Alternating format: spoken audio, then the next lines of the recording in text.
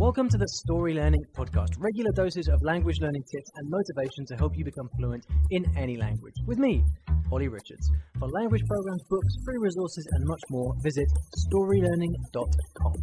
Good morning, everybody. Welcome back to the I Will Teach You a Language podcast. Did you guess the fifth hello yet?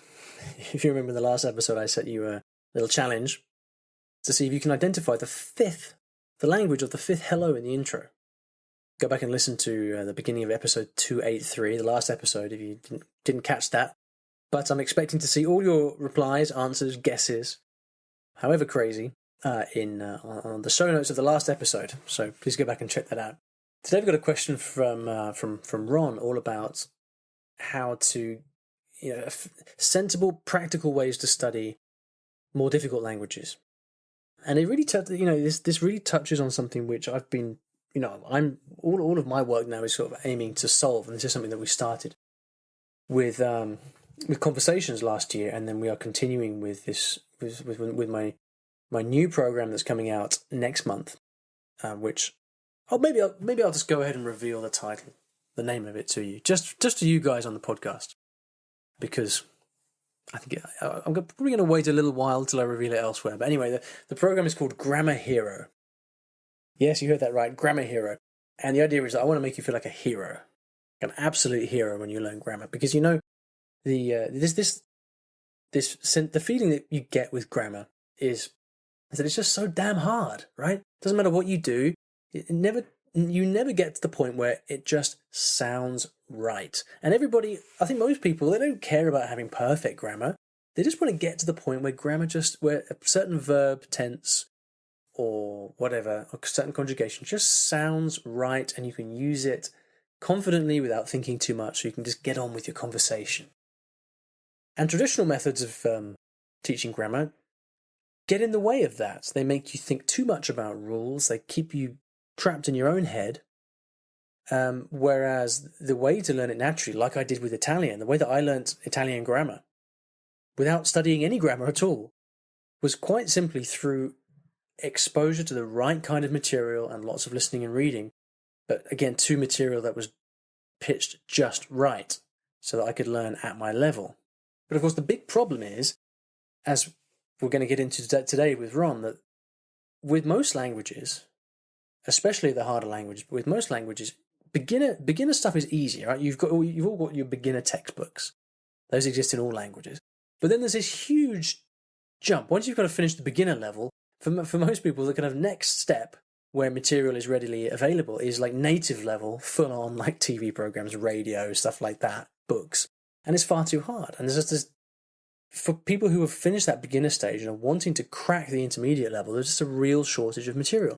This is exactly why I released Conversations last year, to provide material at that level, so that getting through the intermediate plateau is not it's not so much like pulling teeth, Conversations was all based on listening skills, but Grammar Hero is kind of the same thing, but for grammar.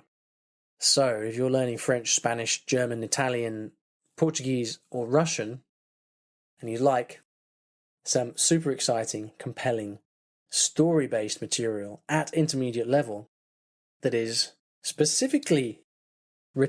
specifically been written to help you master the main grammar points in the language, together with teacher annotations and exercises and things like that, audio, well, you're in for a treat. We've been working on Grammar Hero now I've been conceiving of it for over a year. We've been working hard at it for over 6 months. I haven't even mentioned it before now because there's been so much other stuff going on. But yeah, that's coming very soon. Very excited about that. I would like to thank the sponsors of the show, the wonderful italki. Once you've learned your grammar, the only way that you actually get good at it is by practicing, and that's where something like italki comes in, because it allows you to connect with native speaker teachers and get that all-important speaking practice in so that you can become confident with the grammar that you've been learning. And if you'd like to get a free lesson with a native speaker teacher or a non-native speaker teacher, because as I've said many times before, often the best teachers are actually not native speakers. But anyway, that's a topic for another day. To get a free lesson, you can go to iwillteachyoualanguage.com/free lesson. Okay, let's hear from Ron. Hey, Olly, this is Ron from the US. This is my third question for you, so I just wanted to say thank you so much for answering my previous two. So I was previously learning Arabic, but I've put that on pause in order to learn Spanish. But I hope that when I'm done with Spanish, to go back to Arabic because I love it so much and I'm able to use it at work and things like that. My question is, it's easy with Spanish and other European languages to do a lot of reading and writing, as you said. But when you have something like Arabic, where there's not really a lot of good resources on a colloquial aspect of the language, I don't know what to do as far as the best way to learn it. I don't know if it's simply to mainly focus on like language lessons on Italki or something like that, because even the textbooks for a beginner level, they're usually either in modern standard Arabic or they're just at a very high level of colloquial Arabic, and it takes me forever to go through the dialogues because I only know like 5 words in each one. So I was just curious if you could give some general guidance. Hey Ron, thank you very much for your third question. Awesome, I really like it when I get repeat questions, so thanks very much for taking the time. So you've gone from Arabic to Spanish to Arabic, and I can imagine the feeling there. You kind of really tried hard with Arabic, but your brain just exploded, so you went to Spanish and it was really easy, had loads of fun, and then you've gone back to Arabic for a second attempt and you're just bamboozled by the difficulty level. Does that sound about right? It's happened to me many, many times. So the problem that Ron is describing here is as follows. With difficult languages, and when I say difficult languages, what I'm talking about is languages which are not very close to English, not Latin or Germanic based. So for example, Arabic or Asian languages, Slavic languages, things like that, where you usually cannot read because the script is different, and they're also under-resourced, so there aren't many resources beyond the complete beginner level. What happens is you start off learning with your basic textbooks, your basic courses and stuff like that, and you kind of learn the beginner stuff. The next step for a language like Spanish, for example, would be one of the many intermediate programs out there, or advanced beginner programs. But for a language like Arabic, and in particular an Arabic dialect, the next step after complete beginner is like native level. So there's nothing in between. So as a learner, it's very difficult to know what to do because you really want to keep learning, and you particularly want to learn colloquial language. I mean, Ron, I think I'm going to assume that you're learning Egyptian Arabic or something like that, a dialect at any rate, because you say you work with people and you want to learn colloquial language. So, I'm going to assume that you're not talking about MSA here, Modern Standard Arabic. And so, yeah, it's very, very difficult to know what to do because you just don't have stuff that you can study by yourself. And self-study is so important because that's what you can do with most of your time. Most of your time, you can't be talking with people. You can't be taking lessons. The way to really improve quickly in a language is by embracing self-study, because that's the real advantage and opportunity you've got with your free time. And it's a real pleasure. I've just gone through learning Italian this summer, and it's a real pleasure to be learning a language with so many resources and so much stuff available. A real breath of fresh air, because I've spent the last few years learning languages like Arabic, like Cantonese, where there's nothing there. There's really nothing, and anything that there is just tends to be very user-friendly. So what do you do? Ron's asking for a solution here. And Ron, I can tell you are committed because you can use Arabic at work, which is a fantastic opportunity. Although Arabs tend to speak very good English, so I can imagine it's a little bit of an uphill battle to actually get speaking practice there, right? Listen, I think the way your mindset here is extremely important. You've got to have a mindset that says, I'm in this for the long term and I'm going to keep at it for as long as it takes. Because the reality is that you don't have a lot of material available, and by trying to spend all your time with like newspapers or podcasts, it's too hard for you. You're wasting your time. Remember the concept of comprehensible input, which is the foundation of the input-based method that I use to learn Italian. You've got to be spending your time reading and listening to material that is just above your current level. All right? So by trying to force yourself to spend time with native level material, you're not only going to become very frustrated, but you're just not going to learn stuff because you're having to spend all the time with your head in the dictionary. It's very, very frustrating. So I think what I would recommend you do, Ron, is to go back to basics with a long-term view. So keep learning and studying in the traditional sense. With these languages, I think you've just got to do that because it's your best option. So take regular lessons with a teacher.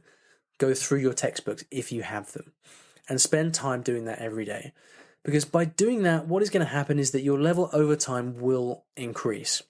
You will keep learning. I know what it's like to want to understand colloquial language, to want to talk more casually. But there's a practical issue of how you kind of just take the next step up on the ladder. That is a real practical issue, and you can't ignore that. So the best way to do that, the best way to proceed, I think, is to say, right, I'm just going to keep studying, and I'm going to be very patient. I'm going to take a long-term view and keep learning what's available to me in a straightforward way. And taking lessons with a good teacher is, I don't think it's ideal at all, because I would much rather you have a lot of input, but it works, and it will keep you moving forward. All right, so try to kind of temper your enthusiasm, curb your enthusiasm a little bit, and make sure that whatever else happens, you keep studying in a kind of more traditional way, because that will mean that long term you're improving. Now, having said that, there's a lot that you can do to level up, and I think what I would be looking to do is the following. First of all, find conversation partners one way or another. Now, if you can do that with people at work, that's great. I'm not talking about a quick chat over a coffee at work. That's no good. It's fine to do, but 5 minutes is not going to help you. Instead, try to find people that you can sit with for an hour after work and just speak. Do that regularly.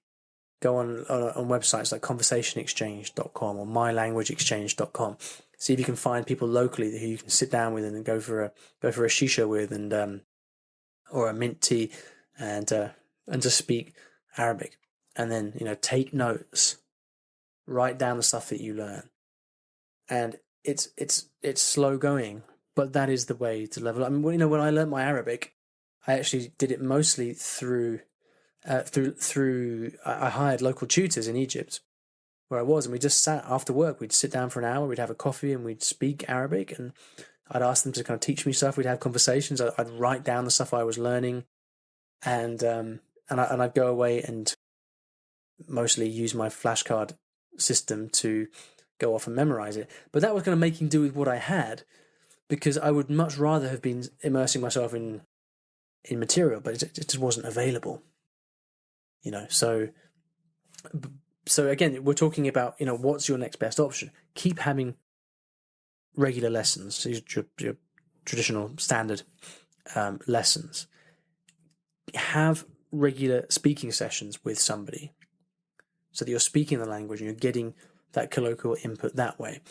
I also think, if this is something I've recommended before, and it really depends if you are the kind of person, if this is the kind of thing that you would like to do, but making your own materials can be extremely interesting here. Can you get a couple of your colleagues together and record them chatting over lunch, and then have it transcribed? Send it, go to an online transcription service, have somebody transcribe it, so then you can listen to the audio and read along. You can get it translated too, if you like. The advantage of doing that is that you're really applying yourself and engaging with the problem. And often the first step to really getting to grips with a problem is to take ownership of it. And part of the problem of being in this situation, learning languages like this, is that you're on your own. You don't have stuff available. So it's very easy to complain and to say, I just don't have the material. And it's true, you don't have the material, but that mindset doesn't get you anywhere. It doesn't help you move forward. So when I was learning Cantonese, making my own materials, Cantonese conversations, was extremely motivating, because then I was really motivated to actually study the stuff. It was conversations, natural conversations between friends of mine that I transcribed, translated, transliterated, all of that. it just motivated me, and I learned a lot as a result. So if that's something that you fancy doing as like a, kind of weekend project or something wrong like that, not only would that be like extremely helpful for other people if you wanted to share those resources, but it would also just help you kind of take ownership of the problem and apply yourself to finding a solution. It's also lots of fun. You probably have to spend a bit of money to kind of, just to cover people's time, but it's a really great thing to do. Overall, though, I think you are really, the way that you're going to win here is by taking that long-term view and saying, right, I am going to learn every day and I'm going to keep doing what I can, and just hope that we don't have to hope. You believe that a rising tide floats all boats. You just keep chipping away at the basic learning. Make sure in fact, the other thing that I didn't say, which I should have said, make sure you learn to read. I don't know how good your reading is, Ron, but with Arabic, you really need to learn to read.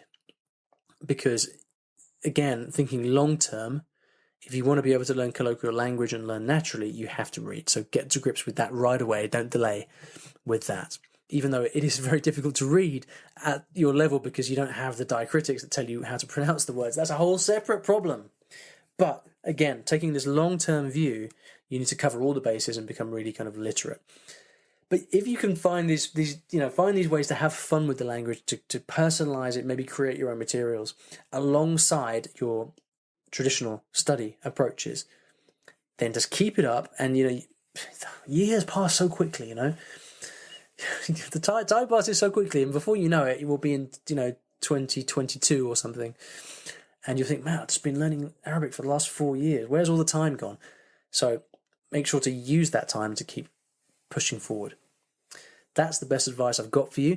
I am working on solving this problem with everything that I do with my material, my courses. We do have an Arabic version of my short stories in production. It's going to hopefully come out next year, so it's not imminent, I'm afraid, but it is in the works, and that will, again, hopefully be a fantastic addition to the underserved languages out there like Arabic. Lots of other exciting languages to come with that. So thanks for the question, Ron. If you would like to ask me a question, please go to iwillteachyoualanguage.com/ask, and there's a widget there where you can ask me a question just like Ron did. Now, resources. At the end of every episode, I like to leave you the resource of some kind on the topic of the show. Arabic dialects. There is not much out there for Arabic dialects, but there is one thing, and it's extremely good. And it is something that if you are learning Arabic, and in particular an Arabic dialect, you cannot be without. You need this because a good friend of mine, has spent many years putting this all together, and it is precisely for you if you're learning an Arabic dialect and you want more colloquial language. I'm going to put the details for this wonderful resource in the show notes. So if you'd like to check that out, please go to iwillteachyoualanguage.com/episode 284. Trust me, you'll be glad when you do. All right then. Thank you very much for listening. I'll see you back in the next episode of the podcast. Thanks for listening to today's episode. And here at Story Learning, everything that I do is powered by stories, whether that's writing books, teaching lessons, crafting courses.